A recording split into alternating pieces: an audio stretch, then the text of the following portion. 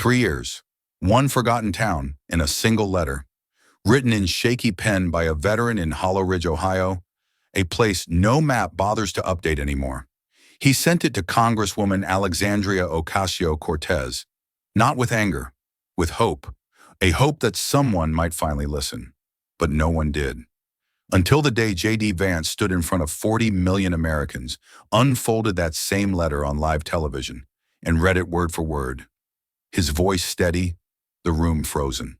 The silence that followed wasn't just political, it was personal. What was in that letter? Why did it strike so deep that even Congress had no words left? This story is a dramatized reflection of a reality many Americans feel every day. While the events and dialogue have been fictionalized for narrative power, the emotions, the isolation, the dignity, the longing to be heard are deeply true. We share this not as history, but as a mirror. Because sometimes the most powerful stories aren't just remembered, they're recognized. Stay with us. This isn't just a story, it's a truth too many still live. The sun was dropping behind the rust-colored hills of Hollow Ridge, Ohio, casting long, broken shadows across a town the world had stopped checking in on. Main Street looked more like a memory than a place. An old gas station with shattered windows leaned against the wind, like it had run out of reasons to stand. The neon sign of Lou's Diner buzzed faintly, flickering between L-use and out. No one had served pie there in 8 years, but someone still left a folded newspaper on the counter each morning, like hope hadn't gotten the memo.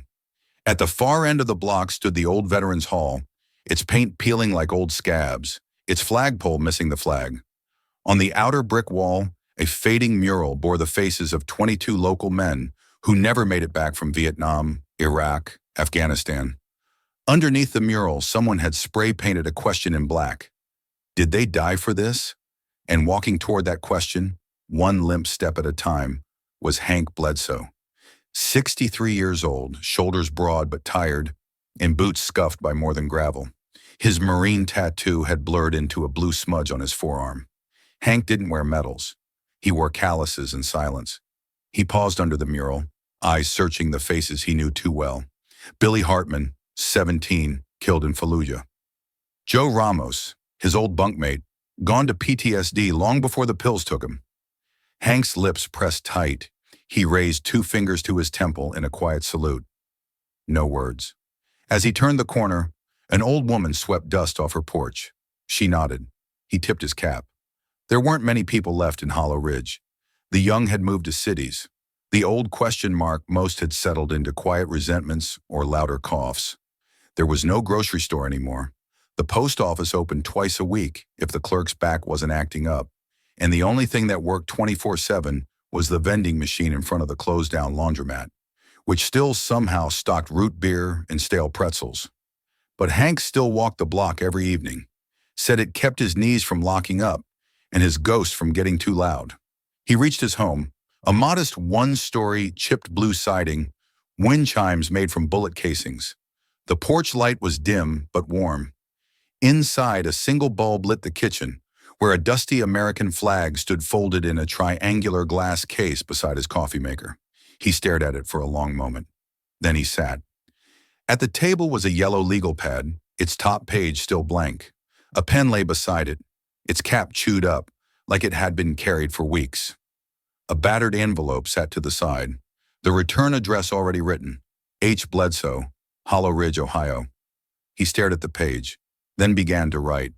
Dear Congresswoman Alexandria Ocasio-Cortez. His pen hesitated. You don't know me, but I've known your voice from the television. I've heard what you say about justice, about dignity. I hope those aren't just words.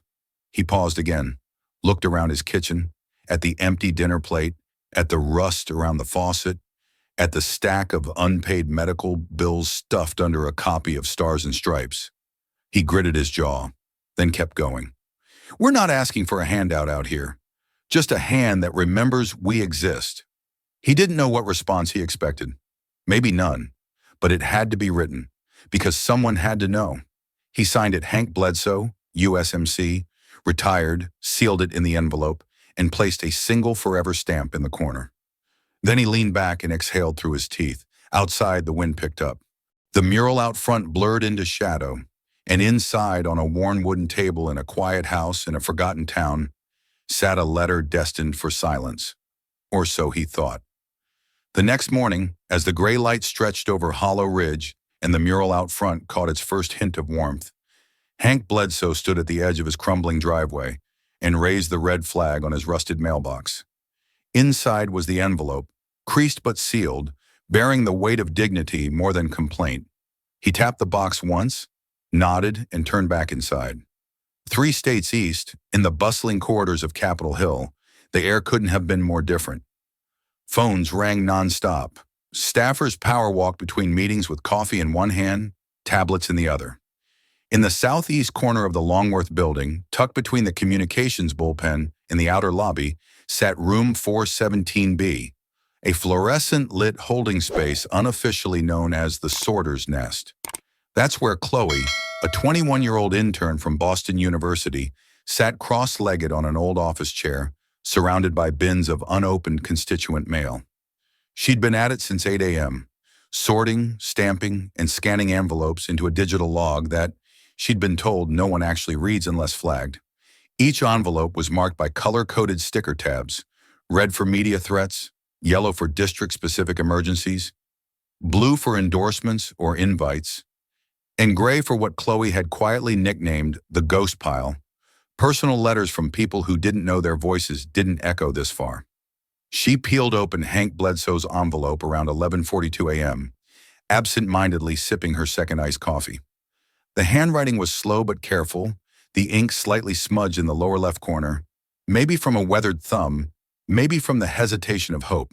She read the salutation, "Dear Congresswoman Alexandria Ocasio-Cortez," then glanced at the address line, Hollow Ridge, Ohio. Her eyes skimmed the first few lines and she frowned slightly. There was no media angle, no urgent complaint about tax hikes or broadband outages, no flashy trigger words like voter suppression or climate justice. Just a veteran from a town she'd never heard of, talking about jobs, clinics, memory. She took the gray tab and pressed it to the corner of the letter, then logged it under the label, Non-Urgent Constituent Inquiry, Midwest. It was placed into Bin 4C, behind a stack of similar letters from places like Backwater, Missouri, and Delton, Indiana. No malice, no conspiracy. Just the quiet machinery of a system built to manage voices it never intended to hear. That afternoon, Chloe left work 5 minutes early. She didn't remember Hank's name by dinner, but Hank remembered hers, if only because he'd written, "Dear Congresswoman AOC" with a steady hand, hoping someone, anyone on the other end, would read his words like they mattered. Weeks passed, then months. Winter rolled in through Hollow Ridge, bringing with it a thin sheet of snow and a thicker silence. The mailbox creaked each time he checked it, less from age, more from the weight of ritual. He never said it aloud, but every walk to that box was part anticipation, part surrender. Nothing ever came.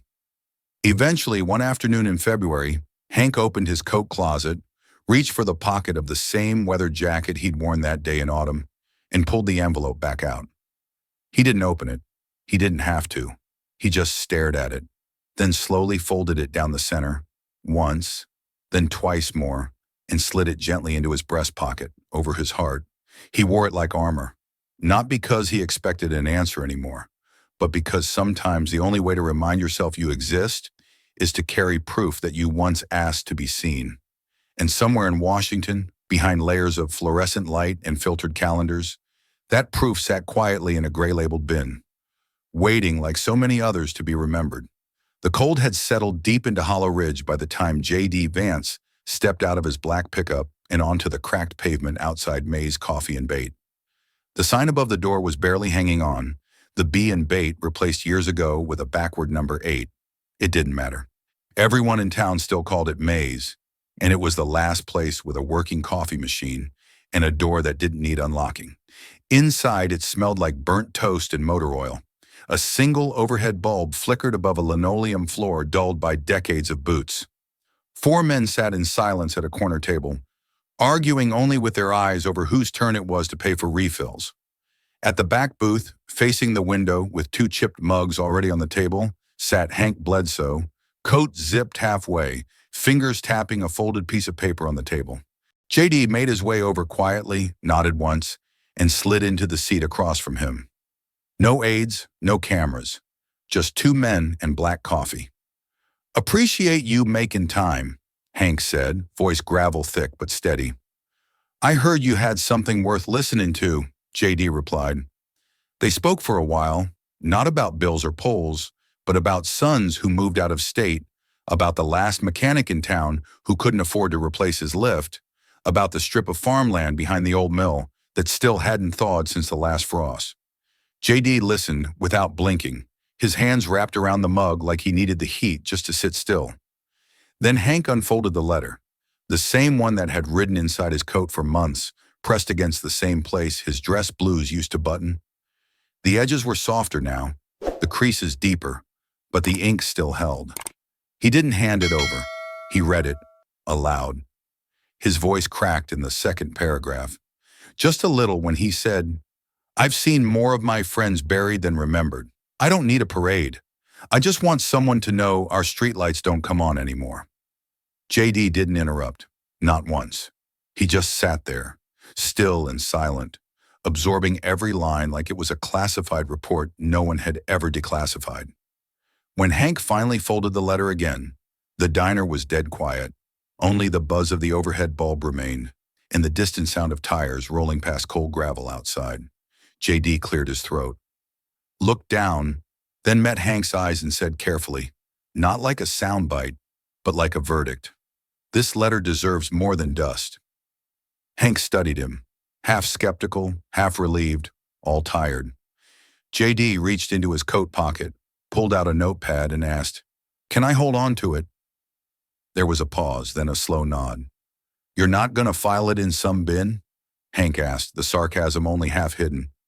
JD gave a slight grin. "No, I've seen enough bins in my life. I'm gonna read it again. But next time, it won't just be to me." Outside, the clouds hung low over Hollow Ridge, but inside Maze, something hung heavier, a silence that wasn't empty, but waiting, like the town itself. Waiting not to be saved, but simply seen. And for the first time in a long time, Hank Bledsoe felt like maybe someone was finally looking. JD left Hollow Ridge with more than a letter. He carried a promise inked in a veteran's quiet desperation. So when the hearing gavel struck in Washington, it wasn't just policy on his mind. It was Hank. The room was colder than it looked on television. Cameras panned across polished mahogany desks and nameplates gleaming under overhead fluorescence. The seal of the United States Congress hung behind the witness panel like an emblem of accountability, though no one in the front rows trusted that word anymore. It was just past 10 a.m. on Capitol Hill. A special hearing on rural economic collapse had been called, timed for maximum visibility. Network vans parked outside, their satellite dishes spinning like vultures. Inside, aides whispered, phones buzzed, and reporters scribbled opening lines before anything had even been said. Congresswoman Alexandria Ocasio-Cortez sat poised, a tablet in front of her, stylus in hand. She wore a gray blazer, sharp enough to cut glass, her expression unreadable but ready. Her nameplate gleamed under the cameras, and she knew it. 2 seats down sat Senator J.D. Vance, still as stone, one hand resting atop a worn envelope. The letter. Not a copy. The real one, creased, soft at the corners, stained faintly with diner coffee and time. It sat under his fingertips like a relic, though it was no older than winter. His thumb ran along its folded edge as the chairman opened the hearing with formalities and figures. The ongoing impact of economic stagnation in post-industrial towns, with special attention to Appalachia and the Midwest. JD's eyes didn't leave the audience. He wasn't looking at politicians. He was looking for someone else, a familiar face in the second row, a journalist from Ohio maybe, a young veteran from Iowa he'd spoken to last week, a staffer from the VA clinic with the flickering lights. He needed to feel that someone who knew was in the room. Across the aisle, a House representative from California droned on about broadband equity and federal tax offsets. JD nodded politely but heard none of it. He tapped the envelope once, then looked at his watch. 10:17 a.m. He exhaled slowly. When the chair finally called his name, JD straightened. Not rushed, not dramatic, just with the kind of weight a man carries when he's not performing but remembering. He cleared his throat. "Thank you, Mr. Chairman. Before I begin my prepared remarks, I'd like permission to share a letter I received from a citizen in Hollow Ridge, Ohio." There was a beat of silence. AOC glanced up, curious. Permission was granted. JD unfolded the paper with care, not flourish. The pages didn't flap like theater props. They opened with the weight of something real. His voice, when it began, was calm, measured, but it carried something the room hadn't heard all morning. Sincerity. "Dear Congresswoman Ocasio-Cortez, you don't know me, but I've known your voice from the television. I hope what you say about justice isn't just words." A shuffle of paper, a distant cough, but no interruptions.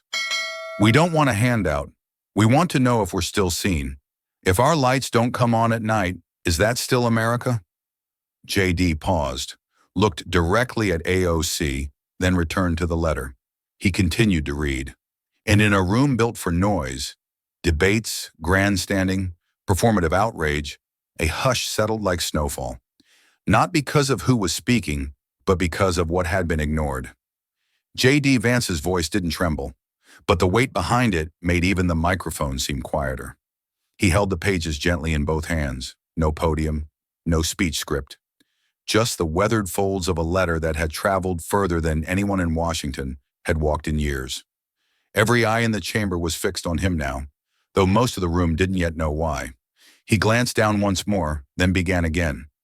Louder this time, for the record, for the cameras, and for every forgotten zip code watching from a recliner in a living room with peeling wallpaper. "Dear Congresswoman, I fought in your wars. Now I'm fighting to be remembered." The words hit the air like a blunt force. Somewhere in the second row, a journalist's pen froze mid-word. The stenographer's typing slowed for the first time all morning. Even the chairman shifted in his seat. Across the panel, Alexandria Ocasio-Cortez sat straighter. Her hand, previously scribbling margin notes on her tablet, now paused mid-motion. Her gaze lifted. She wasn't smiling. JD didn't look at her yet. He looked at the paper, and threw it into something much deeper. "I don't expect a parade. I don't want a statue. I just want someone to say our street still matters. That Hollow Ridge, Ohio, wasn't a mistake you all quietly erased." There was no background noise. The usual shuffling of folders, murmuring aides, or soft keyboard taps had evaporated. The only sound now was the occasional soft hum from the broadcast camera in the back, still streaming live to the nation. "I've buried more brothers than I've hugged in the last 10 years. I've watched the clinic close, the bus route disappear, the grocery store turn into a payday loan place, and still, I raise my flag every morning. I did it because I thought someone, somewhere would see that and care." JD's voice softened, not out of hesitation but reverence. "You talk about dignity, Congresswoman. I want to believe you. That's why I wrote. Not out of anger, out of faith." He paused, and finally slowly, his eyes lifted from the page and found hers. AOC sat still, jaw tight, eyes narrowed, not in defiance but in discomfort. The kind that comes not from insult, but from impact. The room waited, not for the next line, for the next breath. But after all this time, no one answered. And maybe that silence was the answer. JD folded the paper gently, not for dramatic effect, but the way someone folds a flag, with care, with memory. He looked to the committee, then beyond them, to the cameras, to the millions watching live, and to the handful of Americans who weren't just watching, but listening. This isn't about a letter. It's about whether voices like Hank Bledsoe's still reach this room, or if Washington only listens to what fits its script. A beat passed, then two, and in the silence that followed, something changed. Not in policy, in posture. AOC blinked, adjusted her microphone, then lowered her eyes. She wasn't smiling anymore. JD didn't gloat. He didn't grandstand. He simply placed the letter beside his nameplate and folded his hands. Outside the hearing room, Twitter was already exploding. Inside, no one said a word, because when a voice comes from somewhere no one expected and says exactly what no one wanted to hear, the first thing it steals isn't your argument, it's your air. The room still hadn't exhaled. J.D. Vance sat with his hands gently clasped over Hank's letter, the final sentence still hovering like smoke in the air. There was no gavel bang, no shift in topic, only a silence so thick it threatened to collapse under its own weight. Then slowly a microphone flickered on. It was Alexandria Ocasio-Cortez. She leaned forward carefully. Her tone wasn't sharp, but controlled, like someone walking barefoot over glass. I receive thousands of letters every year, she began, brushing a strand of hair behind her ear. My team reads each one we can. We do our best. I truly wish I could respond to all of them, especially from veterans. Her voice faltered only slightly at that last word, but it was enough. JD didn't blink. He leaned in too, just enough for his voice to carry without force.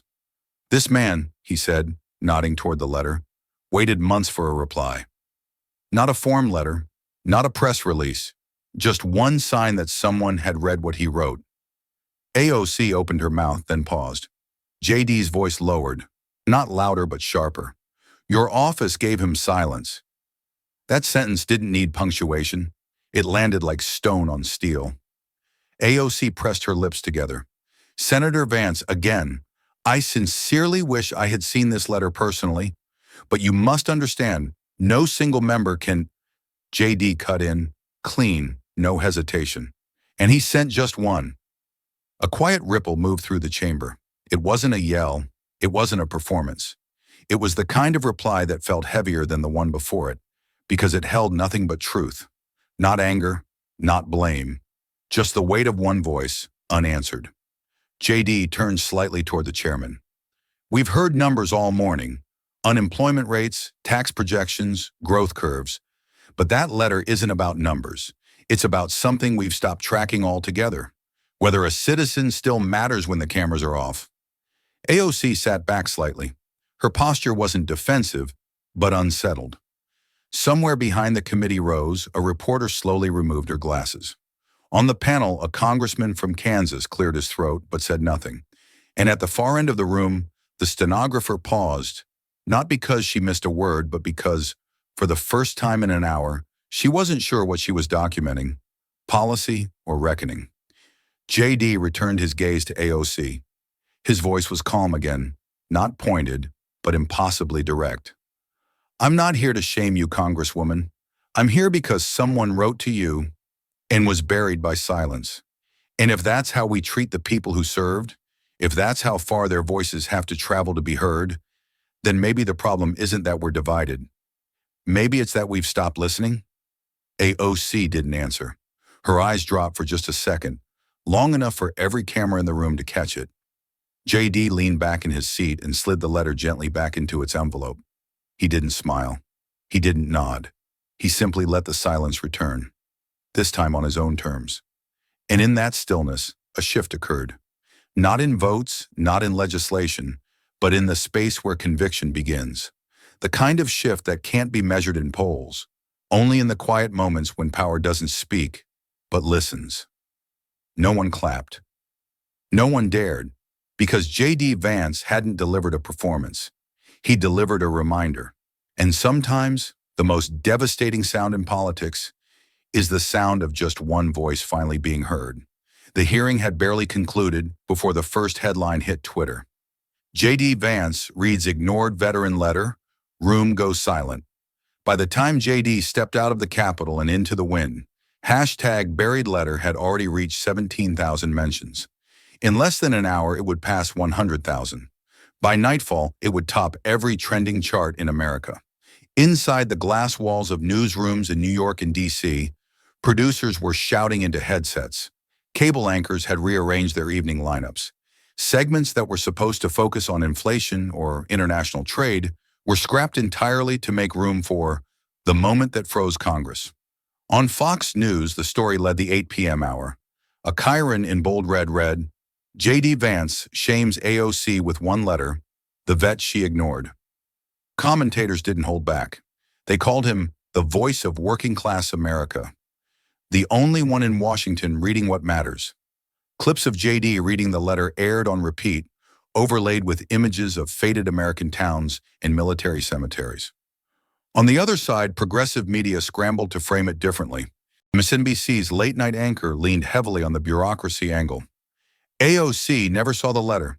Staffers process thousands like these. Should one missed letter derail the national conversation on policy? Still, even she winced when they aired the clip of JD's reply, and he sent just one. Liberal columnists called it a weaponized anecdote. Others called it powerful but misplaced outrage. But behind the commentary, something was shifting. The footage didn't need framing. It played like a short film. Still shots, real pain, an unflinching gaze. TikTok edits appeared within hours. One video, set to soft piano music, opened with JD holding the letter and ended with the quote, "Maybe the problem isn't that we're divided. Maybe it's that we've stopped listening." It got 2.4 million views in under 10 hours. J.D. Vance's name dominated the homepages of every major platform. YouTube thumbnails screamed with phrases like AOC destroyed and the letter that exposed Washington. Even people who didn't follow politics had seen the clip by breakfast the next day. At AOC's office, the phones didn't stop ringing. Some callers screamed. Others wept. Some veterans asked if their letters had been read. Others demanded apologies. The intern who sorted Hank's envelope 3 months prior quietly called in sick. Behind closed doors, AOC's senior advisors debated how to respond. The first draft statement focused on an unfortunate oversight. Another version leaned on our deep respect for the veteran community. Neither felt right. Every word risked sounding hollow next to the unedited footage now living on millions of phones. And then there was JD. That night back in Ohio, his phone buzzed nonstop. He received so many interview requests his team had to triage them by network. Half his staff couldn't keep up with voicemails. A local TV station posted his quote on Facebook, and within 3 hours it had 70,000 shares. But JD didn't respond right away. Instead, he sat in a dark hotel room outside Columbus, the envelope still in his jacket pocket. The letter had already traveled further than Hank Bledsoe ever imagined, not just across states, but across hearts. And in a world that rarely paused for anything true, it had somehow stopped millions, if only for a moment. And that moment, JD knew, was already rewriting something deeper than headlines. For a long time, nothing ever really happened in Hollow Ridge. But the morning after J.D. Vance read Hank's letter aloud in Congress, something shifted, and not just on television. It started small. Hank's landline rang at 7:13 a.m., sharp, then again at 7:28. By 9 o'clock, it hadn't stopped. Old neighbors, cousins from Kentucky he hadn't heard from in years, even a Marine buddy from Paris Island he thought had passed. They were all calling, their voices full of pride, disbelief, and something Hank hadn't heard in a long time. Recognition. "Hank," one voice said, "you got this whole damn country listening." By noon, there were over 40 voicemails, some from strangers. One man from Tennessee broke down crying as he thanked Hank for saying what he'd never found the words to write. Another from Nebraska simply said, "You spoke for us." The VFW hall, usually half empty except on poker nights, was suddenly buzzing. Veterans who had stopped showing up years ago came by just to shake Hank's hand. They slapped his back. They gave him long, quiet nods. No one had much to say that could top what he'd already said. Outside the town pharmacy, someone tacked up a photocopy of JD's quote from the hearing. Underneath it, in marker, someone scrawled, "We got through. Don't stop now." But it was Hank's granddaughter Ellie who delivered the moment that made his breath catch. She was 13, bright-eyed, wearing a hoodie 2 sizes too big with a cracked iPad under her arm. She barged into his kitchen while he was pouring coffee, waving the screen like a trophy. "Grandpa! Grandpa, your voice is on TikTok!" Hank frowned. "A tick? What?" She hit play. There it was. His own words, JD's voice reading them, layered with piano music and photos of worn-down American streets. 1 million views. over 120,000 likes. Comments like, "I cried hearing this," and "Who else watched this 5 times?" Ellie grinned. "You're kind of famous." Hank chuckled low, rubbing his jaw. "Well, I'll try not to let it go to my head." The whole town felt it. For once, Hollow Ridge wasn't a punchline. It was a headline. Down at Ernie's barbershop, something unexpected happened. A young man, Nate, who'd graduated high school just before the mill shut down, walked in carrying cans of spray paint and a sketch pad. Without asking, he began working on the side wall. By sundown, a mural began to take shape. It wasn't finished yet, but the outlines were clear. A folded letter, a silhouette of a man in uniform, and across the top, in bold white letters, the words, "We're still here." Passers-by slowed their cars. Some stopped and got out just to stare. A few brought coffee. One woman cried quietly, then left a folded American flag on the windowsill. Even the mayor, who mostly kept to ceremonial ribbon cuttings in town fair announcements, called Hank personally. "What you did yesterday, it made people sit up." Hank didn't claim credit. He wasn't interested in speeches or applause. He still walked the block at dusk, same slow limp, same nods to the mural of the fallen. But something about his stride had changed. Not faster, not lighter. Straight. Because for the first time in years, Hollow Ridge wasn't waiting to be remembered. It was reminding the world it had never left. That night, long after the networks had cycled through their closing monologues and social media had burned itself out in comment wars, J.D. Vance sat alone at the desk in his small apartment in Columbus. Just him, a yellow lamp, and the envelope that had changed everything. He hadn't planned on reading the letter aloud, not until the night before the hearing. It had been folded into his notes, tucked beside a stack of talking points he would never touch. He had reread it in the early hours when the city was still quiet, and something in it refused to let him sleep. Now, in the silence of a room far from the Capitol lights, he opened his leather-bound journal and wrote slowly. No camera watching, no headlines to chase. "I've known Hank Bledsoe my whole life. Not the man, though I know him now, but his kind, his silence, his service, his pride disguised as stubbornness. They were everywhere in Middletown." He paused, stared out the window into the empty street. There had been so many Hanks. His grandfather was one. So was Mr. Walker from the steel plant. And the old Marine with one leg who used to sweep the church steps every Sunday without being asked. They had all been men who didn't complain, not because they didn't feel pain, but because they didn't think anyone was listening. They carried burdens quietly and watched Washington talk loudly. They buried friends. They buried opportunities. But they never buried dignity until someone else tried to. He closed his eyes for a moment and saw the faces from his childhood. Men with thick hands, nicotine-stained fingers, eyes that had seen too much, and mouths that didn't explain it. Men who went to work every day, even when there was no longer a place to punch in. The kind of men who would have written letters if they thought it would matter. Most never did, but Hank had, and somehow, against every odd, that letter had made it to the floor of the United States Congress and stopped it. "If one voice shook the Capitol," J.D. wrote, his pen slowing, "what could 1,000 do?" He didn't mean it as a slogan. He meant it as a warning and a promise. He leaned back in his chair, looking at the old Marine Corps hat he'd kept on a shelf for years, a reminder of the town he'd come from, of who still lived there. This wasn't about a viral moment or trending hashtags. It was about a signal sent from a forgotten place that had finally echoed back. And once people hear that echo, they start to wonder, what else hasn't been heard? J.D. tapped his pen against the edge of the desk. A quiet rhythm, not impatience, intention. Somewhere out there tonight, he knew there were hundreds, maybe thousands of other Hanks. Veterans, factory workers, grandmothers, farmers, people who had long since stopped writing, or never started, because they believed the same thing. They won't read it anyway. Now they might. He slid the journal closed, placed Hank's letter back into the envelope, and tucked it into his coat. Not as a symbol, as fuel. Because in the game of politics, moments fade. But in the lives of people like Hank Bledsoe, a single answered voice can turn silence into fire. The next morning, the fourth-floor conference room inside Representative Alexandria Ocasio-Cortez's D.C. office filled before the coffee had even brewed.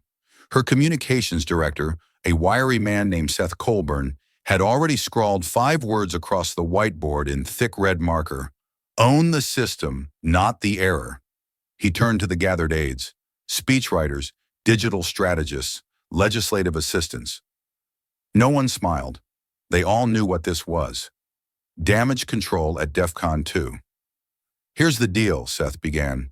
We're trending on every platform for the wrong reason. J.D. Vance pulled a letter out of his pocket and made the American public cry. And we're left holding the silence. One of the junior staffers, a second-year fellow named Danny, shifted in her chair. The letter, she said quietly, it came through sorters, the 4C bin. It wasn't flagged. Seth didn't look up. That's the problem. Not the letter, not the veteran. The bin, he clicked a remote. A large monitor came to life with a heat map of media impressions. Red clusters surrounded the Midwest, Appalachia, and rural swing districts. JD's quote, "He sent just one," flashed at the center. We need to steer the conversation back toward policy and systems, Seth said. Not emotion. Frame this as a tragic example of bureaucratic overload. Emphasize how our office receives over 100,000 constituent messages annually. People will understand that. It's scalable pain. It's not personal. Silence. Then someone else chimed in. Should the Congresswoman release a direct statement? Seth shook his head. Too risky. She speaks. It validates the wound. We'll draft a general comment about evaluating internal procedures to ensure better outreach to underserved communities. Human enough to sound caring. Vague enough to be safe. A soft ping sounded from one of the laptops. The digital strategist looked up. A memo just leaked, she said, eyes scanning her screen. Internal talking points. The line about downplaying the man, it's already on Reddit. A chill passed through the room. Frame it as a staffing error. Downplay the man. Upplay the process. The exact words. Now public.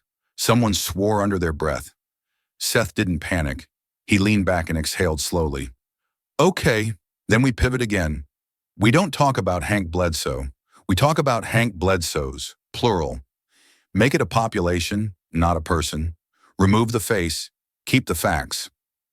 That afternoon, Danny, the intern who'd spoken up, was called into a private office. She left 20 minutes later with a cardboard box and a strained look on her face. Her badge was deactivated before she reached the elevator. The press office issued a statement by 5:30 p.m. While we cannot respond to every message individually, our team works tirelessly to prioritize the needs of millions of constituents. We regret any message that may have gone unanswered and are conducting an internal review to better serve communities like Hollow Ridge moving forward. No apology, just structure. Inside the Beltway, it was textbook crisis management, measured, neutral, effective. But outside, on the screens of truck stops in Kentucky, community centers in Indiana, living rooms in Ohio, it landed like a shrug. AOC's social media pages were flooded with questions, most of them echoing a single line. If he sent just one, why wasn't that enough? And quietly underneath the spin, under the scheduling memos and polling data, something else was building, something no algorithm could measure. Doubt.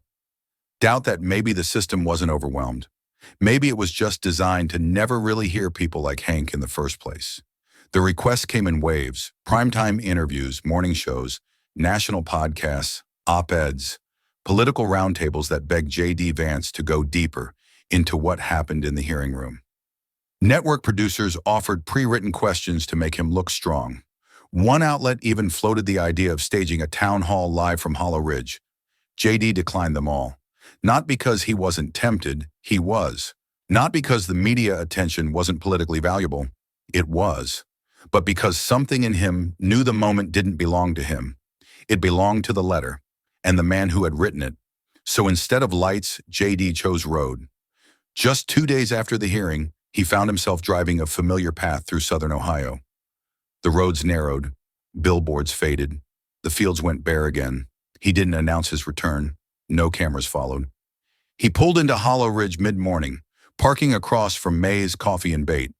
The same truck he'd driven there months before now, speckled with salt from the February wind. Inside the cafe, there were nods, a few tight handshakes, but no fanfare. JD wasn't looking for applause. He was looking for Linda Granger. She lived in a weather-beaten brick home, 2 blocks from the mural now blooming on the barbershop wall. Her husband, Earl, had been one of the last workers at the old steel plant before it shut down. After 2 layoffs and a crushed shoulder that led to prescription painkillers, Earl had quietly slipped into a fog that no one could pull him out of, not even Linda. He died on a Monday. The coroner called it a heart attack. The town called it what it was, oxycodone. Linda greeted JD at her front door with a warm but weathered smile. Her hands were small but firm, like someone who had folded every flag at every funeral herself. "You didn't have to come back," she said. "I did," JD replied. They sat in her kitchen, sunlight cutting through old lace curtains. JD sipped black coffee. Linda didn't need to tell her story. He already knew it. But she told it anyway, not because it was new, but because it was hers. Then, without warning, she stood and opened a drawer. From inside, she pulled a small, folded envelope.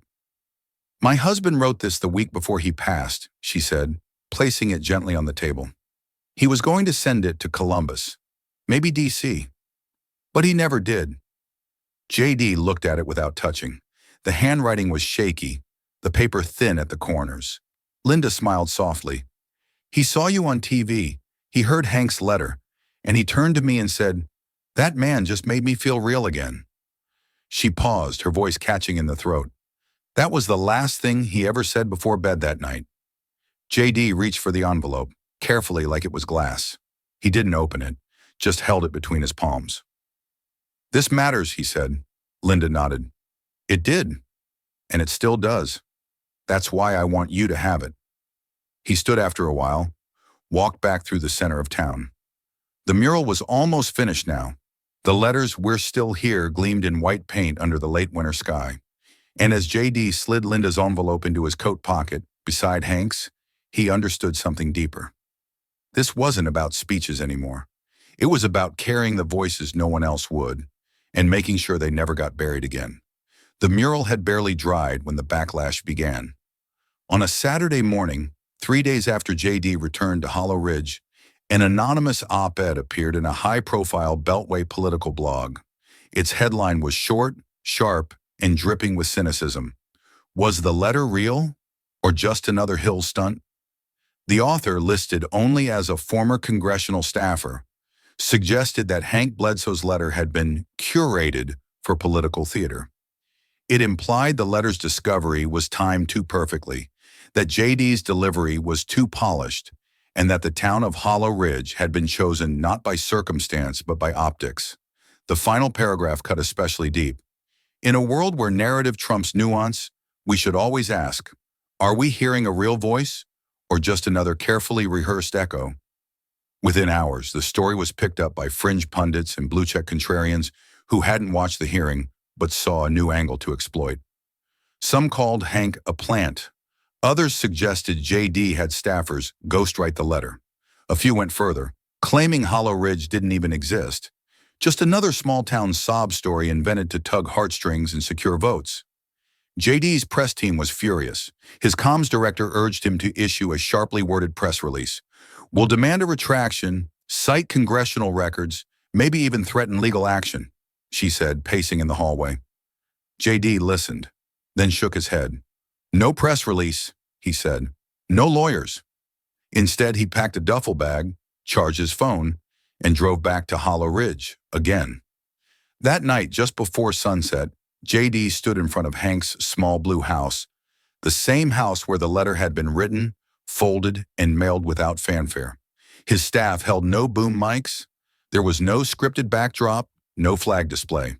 Just him, a handheld phone camera, and the wind. He pressed record. "Some people think what happened in Congress was a setup," JD began, "that the letter was staged, that Hank Bledsoe was invented." He stepped back, gesturing toward the home behind him. "This house is real." He turned the camera slowly, showing the porch, the wind chimes made of spent casings, the cracked concrete steps. That mural 2 blocks away? Real, this town, where the grocery store turned into a pawn shop, where the Veterans Hall has peeling paint and no heating in the winter? All of it, real. He looked directly into the lens. So is the pain that letter carried. So is the silence it was met with. And this fight? He paused, voice steady but firm. It's just starting. He ended the video with a shot of the folded letter, still creased, still worn, resting on Hank's porch rail, then faded to black. By dawn, the video had surpassed 1 million views. Veterans reposted it. Small-town mayors shared it with hashtags like #StandWithHolloridge and #NotAstunt. People from towns no one had heard of began filming their own streets, reading their own letters, naming their own forgotten dead. And the op-ed? It was quietly taken down 2 days later with no retraction, just a 404 error page in a brief statement. This article has been removed due to unresolved sourcing. JD never mentioned it again. He didn't have to. Because in a time when accusations were currency and doubt came cheap, truth had a face, a voice, and an address. And it wasn't backing down. 2 weeks after the hearing that shook the Capitol, J.D. Vance stood before a crowded press room flanked by 3 staffers, a folded letter in his breast pocket, and a simple, unembellished folder in his hand.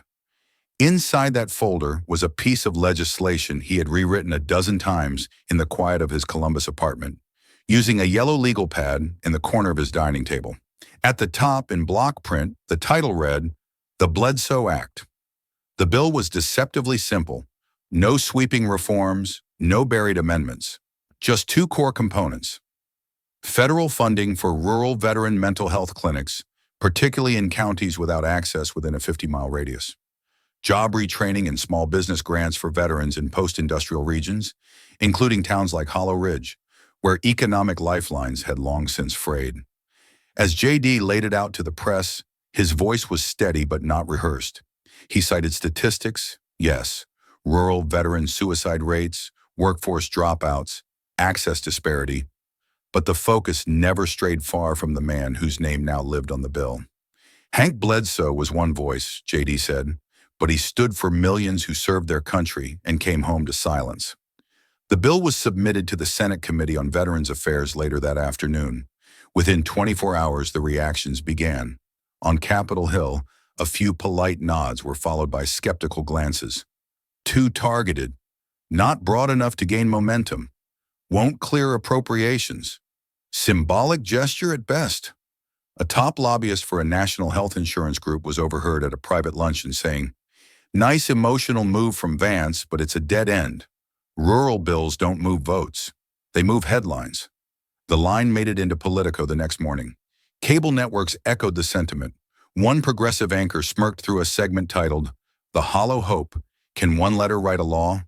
Another referred to it as a passion bill unlikely to pass, but sure to poll well. JD heard it all, but he didn't flinch. When asked by a reporter if he thought the bill was more symbolic than practical, he didn't raise his voice. He didn't need to. "It's only symbolic," he said.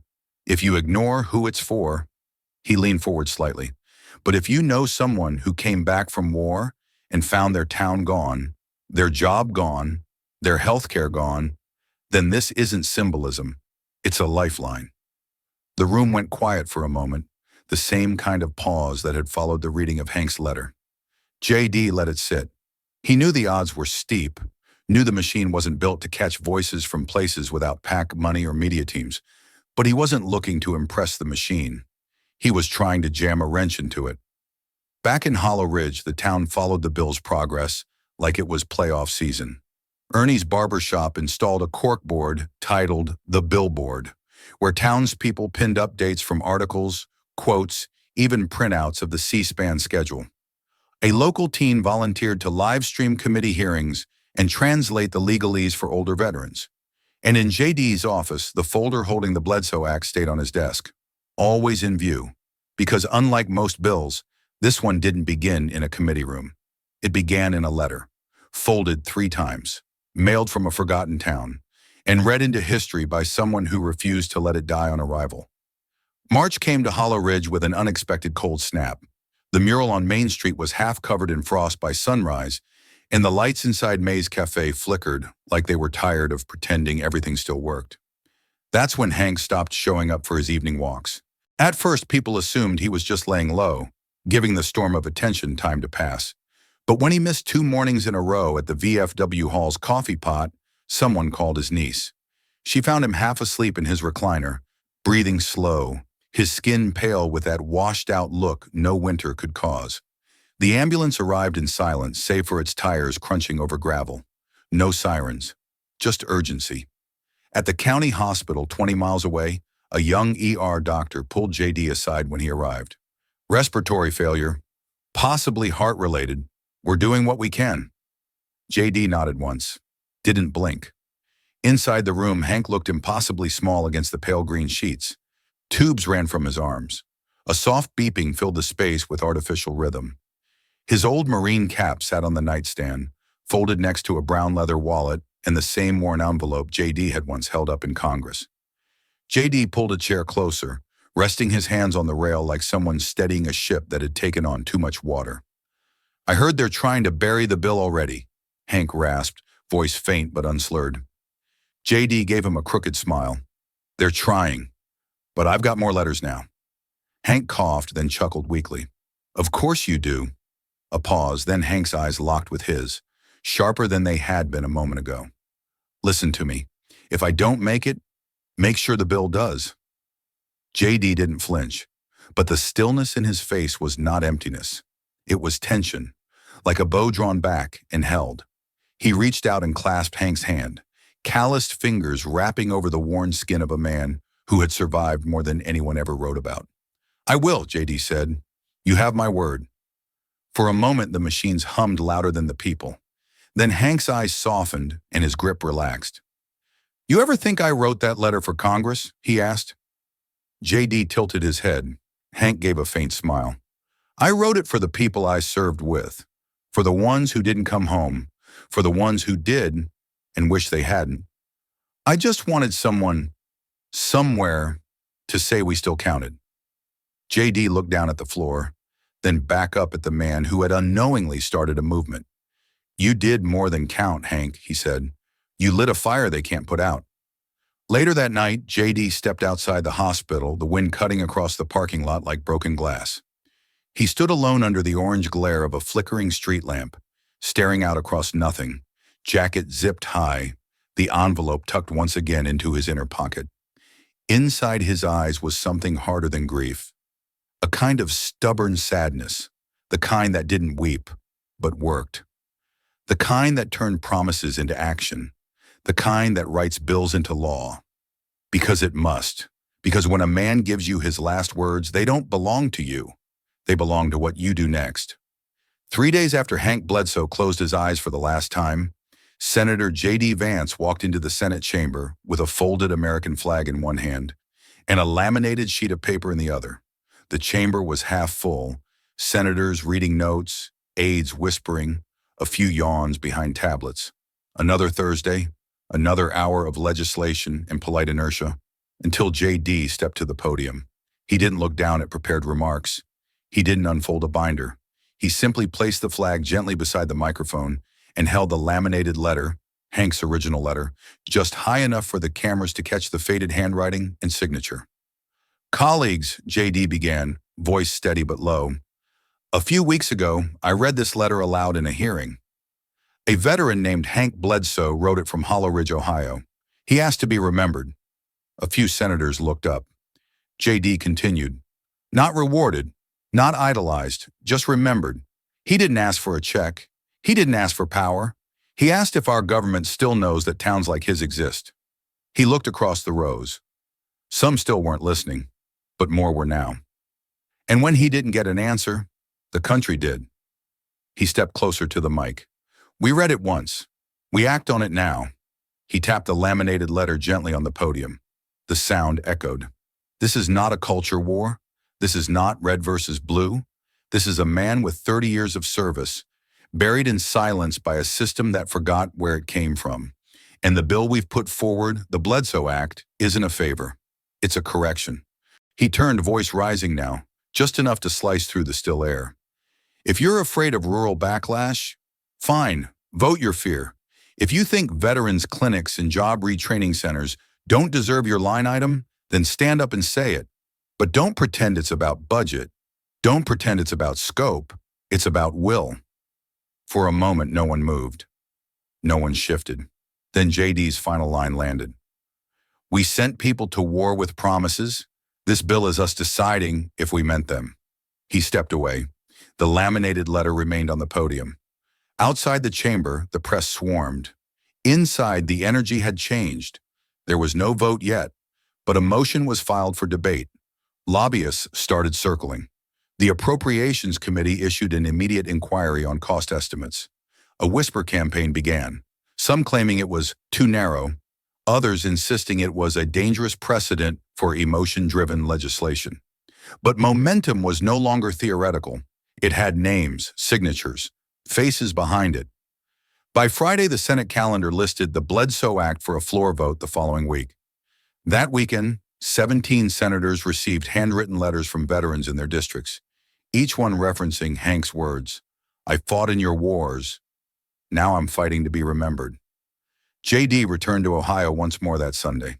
He stood beneath the mural downtown, looked up at the face that had been added beside the others. Hank's. The white letters underneath seemed to shine brighter than usual. We're still here, but now, JD thought. The question wasn't whether they were seen. It was whether the Senate would finally prove it. By Tuesday morning, the Senate floor was a maze of clipped conversations, guarded glances, and carefully calculated silences. Everyone knew what the vote was about, the Bledsoe Act, and no one wanted to be the last senator without a position. The whip count hovered at 49 in favor, 50 against. JD Vance needed one more.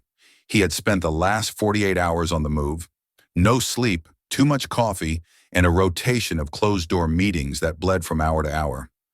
Every time he stepped out of a room, someone was waiting to whisper another warning. Too ambitious. It'll cost you later.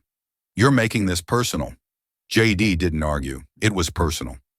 In the hallway outside the Senate chamber, veterans in faded jackets stood shoulder to shoulder, some holding photos, some holding nothing but folded flags. Their presence wasn't loud, but it was undeniable. They didn't chant. They didn't march. They just stood still, like a living wall of names the nation had nearly forgotten. In the rotunda, a group of protesters held cardboard signs painted in black and red. One read, "Not a handout." A promise. Another, "We buried the war. Don't bury the men who came back." JD walked past them with a nod. He had just come from a deadlocked committee huddle where one senator muttered, "If you weren't grandstanding with that damn letter, we could have passed something clean." He didn't respond, but his jaw tightened. By late afternoon, the Capitol buzzed with reporters circling like crows before a storm. Speculation turned to strategy. A final name kept coming up. Senator Marcus Tillman, a Vietnam veteran from Montana. Independent, stoic, known for siding with neither party when it counted most. He hadn't committed. JD requested a meeting. They sat across from each other in a small side room just off the cloakroom. No aides, no press, no staffers. Tillman wore a bolo tie, boots worn down at the heel, and eyes that had seen both jungle and gridlock. "I read the bill twice," he said. "Then I read the letter." JD nodded. He didn't pitch. He didn't beg. He just listened. Tillman tapped a knuckle on the table. "I've seen boys crawl through mud and come home to nothing. Saw one hang himself 2 months after discharge. All we gave his family was a medal and a bill for the ambulance." He looked JD dead in the eye. "This bill won't fix all that. You know that, right?" "I do," JD said. "But maybe it keeps someone else from becoming the next folded flag." Tillman exhaled. Long, heavy. Then reached inside his blazer and pulled out a pen. "I'm not signing it because it's perfect," he muttered. "I'm signing it because it's overdue." He stood, shook JD's hand, and left the room without another word. At 5:14 p.m., a press aide confirmed it. Tillman would vote yes. The final count stood at 50 to 50. Vice President Kamala Harris would cast the tie-breaking vote the next morning. That night, JD returned to his office, closed the door, and pulled out the laminated letter from his inside pocket. He placed it on the desk and sat in the silence for a while. Outside, the Capitol dome glowed like a monument to something ancient. But inside, something new was taking shape.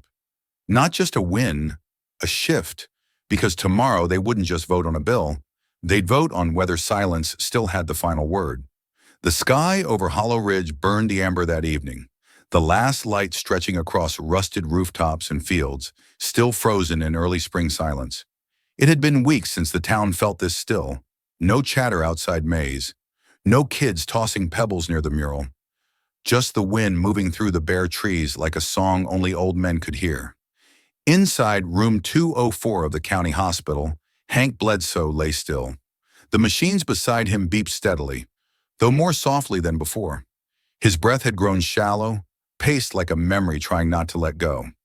His hands, once calloused and thick with strength, now rested atop a faded wool coat folded across his lap. Inside the inner pocket, tucked neatly above his heart, was the letter. Creased, worn, unread again, but never forgotten. His granddaughter Ellie sat beside him, her fingers curled lightly around his. She had brought him apple pie from the diner earlier that day. He'd taken 2 bites before drifting off into the kind of sleep she somehow knew was different this time. The nurse stepped in quietly, checked the vitals, then gave a small nod and stepped back out. Ellie stayed. No one else in the family had made it in time, and maybe that was how Hank wanted it. Simple, undramatic, just a hand to hold, in a final sunset that looked more like home than goodbye. The television in the corner played a muted news segment. Ellie didn't care for politics, but the screen flashed J.D. Vance's name. Something about the vote scheduled for tomorrow. Something about a bill named after her grandfather. She leaned in close, her lips nearly touching his ear. "They're voting, Grandpa," she whispered. "They're really voting." No response, just the steady beep and the soft rise and fall of his chest. Less now than before. Outside the window, the last rays of sunlight slipped behind the grain silo, casting a long shadow across the wall. Ellie reached for the coat, gently adjusting it over his chest, her fingers brushing the outline of the letter inside. She didn't cry. Not yet. Instead, she closed her eyes and said the words she always remembered him saying after Grace, long after Grandma passed. Still here, still standing. A breath later, the machine beside him let out a long, even tone. Ellie opened her eyes, still holding his hand. She looked at him for a long moment, memorizing everything. The lines around his eyes, the soft curl of his lip, the quiet dignity that never needed a spotlight to mean something. She pressed her forehead to his shoulder. "You're not gone," she whispered. "You just moved ahead of the news cycle." Outside the hospital, the wind lifted gently, rustling a flag that hadn't been raised in days. Somewhere in Washington, lights in the Capitol still glowed, and senators reviewed speeches they hoped would land with gravitas. But here, in the soft silence of a town that had once felt invisible, a man's story had quietly written its final line. Or maybe not the final line, just the last one he would get to write. Because tomorrow the country would speak back, and it would begin with the vote that Hank never got to see. The Senate gallery was full, more than usual. Veterans in dress jackets lined the back row, some standing, some seated, hands folded, faces unreadable. A few held photos of the ones who didn't return. Staffers whispered. Journalists sat poised with pens half lifted, waiting not just for a vote, but for a moment. On the floor, J.D. Vance sat at his desk in silence, Hank's laminated letter placed neatly in front of him, like scripture. His tie was straight, but his eyes were clouded. He hadn't spoken all morning. He didn't need to. The vice president stepped forward to break the tie. 50 votes had been cast for, 49 against. One voice now remained, the deciding one. She read the chamber like a judge, not with flair, but with finality. The vice president votes in the affirmative. There was a beat, then another. Then it hit. A wave of sound rippled through the chamber. Not cheers, not roars, but something louder. The collective exhale of people who had been holding their breath far too long. One senator stood and clapped. Then another. A few didn't rise. A few looked down, calculating headlines. But it didn't matter. The Bledsoe Act had passed, 51 to 49. Outside the Capitol, the veterans waiting by the steps began applauding. Some hugged. One man wept openly, crumpling to his knees on the marble. Another simply stood with his hand over his heart and whispered, "For all of them." Cameras flashed, phones buzzed. Within minutes, news alerts blasted across the country. Breaking. Bledsoe Act clears Senate in historic vote. In Hollow Ridge, the church bell rang 7 slow chimes. At Ernie's barbershop, the town gathered in front of the mural. No one said who started it, but someone lowered the flag hanging over the door to half staff. The white letters beneath Hank's face, "We're still here," seemed to glow beneath the overcast sky. Inside the county hospital, a nurse stepped quietly into room 204 and dimmed the lights. The bed was empty now, but on the side table someone had placed a folded printout of the vote tally, next to a small vase of wildflowers and the letter, now preserved between 2 sheets of glass. Back in Washington, J.D. Vance stood alone outside the chamber, away from the cameras. He took a deep breath and closed his eyes. His hand rested gently over the pocket that still held the original paper copy, the one Hank had given him before any of this had a name. "He got his answer," J.D. whispered. It wasn't victory he felt. It was something quieter, a promise kept, a silence broken, a life honored, not with spectacle, but with action. As reporters shouted questions from behind the velvet ropes, J.D. didn't respond. He turned toward the marble steps, descending slowly, methodically, like someone leaving not a battlefield, but a gravesite. The bill would fund 63 new veteran clinics in underserved counties. It would expand mental health access for rural service members. It would create retraining grants for towns whose factories no longer opened at dawn. It would not bring Hank back, but it would carry him forward. As the sun began to set over the Capitol dome, casting golden light on a flag flapping gently in the breeze, the story of a man who sent one letter from a forgotten town had just rewritten the fate of thousands. And far from Washington, beneath an aging sky in Hollow Ridge, the mural stayed quiet, but the message had never spoken louder. Morning arrived gently in Hollow Ridge, the kind of light that didn't demand attention, but offered a quiet invitation to begin again. Where broken sidewalks once led nowhere, a new path now guided locals and visitors alike to a brick building, standing with quiet dignity at the corner of Main and Cedar. The windows still smelled of fresh sealant. The flag out front, newly raised, flapped with a steadiness that hadn't touched this town in years. Above the entrance, embossed in clean steel, were the words, "The Bledsoe Center for Veteran Dignity." No marble columns, no security gate. Just an open door and a promise kept. Inside, the floor gleamed. A small choir of school children rehearsed softly in the corner, their young voices nervously rising as townspeople filled the main hall. On one wall, beneath a row of warm spotlights, hung over 100 framed letters, each written by a veteran from across America. There were misspelled words, crumpled edges, ink smudges, but there was truth, and hurt, and resilience in every single frame. Near the center of the wall, marked by a brass plate that read, "The one that spoke first," hung Hank Bledsoe's letter, creased, yellowed, and whole. J.D. Vance stood in front of it, hands folded. His gaze lingered not just on the words but on what they had unleashed. Around him, locals wept. Some took photos, not for social media, but for memory. Others stood silently, hats over hearts, as if this wall was the town's new chapel. In that moment, it was clear. The story had never been about political strategy or partisan noise. It was about what happens when one forgotten voice is finally undeniably heard. 7 days later, all eyes turned to Washington. AOC walked into the press room with none of her usual entourage. No media staff, no makeup, no branding, just her, a single sheet of paper, and a heavy pause before she reached the podium. She didn't raise her voice. She didn't correct the record. Instead, she told the truth. "We missed that letter," she said quietly. "And that mischanged me." She held up the paper, eyes wet, hands steady. "I've spent my career fighting for the unheard, and yet I failed to hear one voice that mattered more than most. That was my blind spot. I take full responsibility for it." She went on to speak of Hank by name, not as a political symbol, but as a man, a veteran, a grandfather, a citizen who had done everything right and still felt invisible. "It's not just about fixing systems," she continued. "It's about admitting when we become too distant to feel the pulse of the people we serve.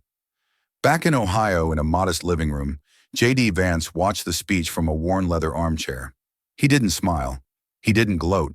He simply nodded once, slowly, not in victory but in recognition. The change had begun, not in law, but in heart. And maybe, just maybe, that was the louder revolution. 2 nights later, the screen went dark. Then came the image of J.D. Vance, sitting alone behind a simple wooden desk, a single photograph of Hollow Ridge behind him. No dramatic lighting, no panelists, just stillness, and one letter resting in front of him. He picked it up gently, almost reverently, as if it had become a national relic. His voice broke the silence. "If you ever hear this," he read, "it means we still exist." J.D. took a breath. "It means someone remembered us when we were easy to forget." He continued line by line, through Hank's final letter, written in the hospital weeks before he passed. It was rawer than the first, wiser, softer, but it carried the same cry, not for fame, not for revenge, but for remembrance. Hank had written of how his granddaughter smiled when she saw the town mural. He mentioned the mural's words, "We're still here," and how they made him feel younger than any medication could. "I didn't write it for applause," Hank had penned. "I wrote it so you'd remember our name." When J.D. finished, he folded the letter in silence and laid it gently on the desk. Then he looked into the camera, not like a politician, but like a witness. "This story was never just about a letter," he said quietly. "It was about a man who refused to disappear, in a town that decided to speak up before it faded away." The screen didn't fade out with music, just a long pause, a black screen, and one final line etched on it in white text. "Sometimes the loudest revolutions are the ones that start with a whisper." And back in Hollow Ridge, porch lights flicked on all down the street.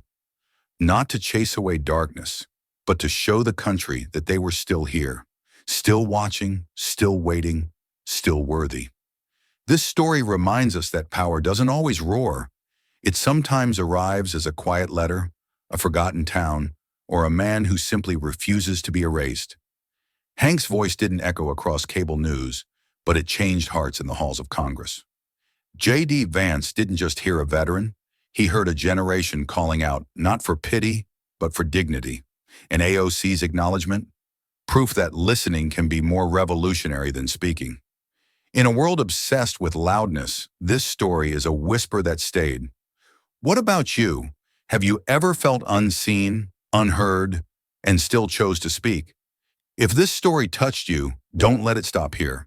Like, share, and subscribe to JD Stories, where every voice matters and every story echoes far beyond the screen. This story is a fictionalized and dramatized narrative created for educational, inspirational, and storytelling purposes. While it may be inspired by real public events, people, or societal issues, it includes imagined dialogue, reconstructed scenes, and character interpretations meant to highlight broader themes of justice, dignity, and resilience. Any resemblance to actual events or individuals beyond public knowledge is purely coincidental. We do not intend to defame, mislead, or harm, but to invite reflection and meaningful conversation. Thank you for watching JD Stories.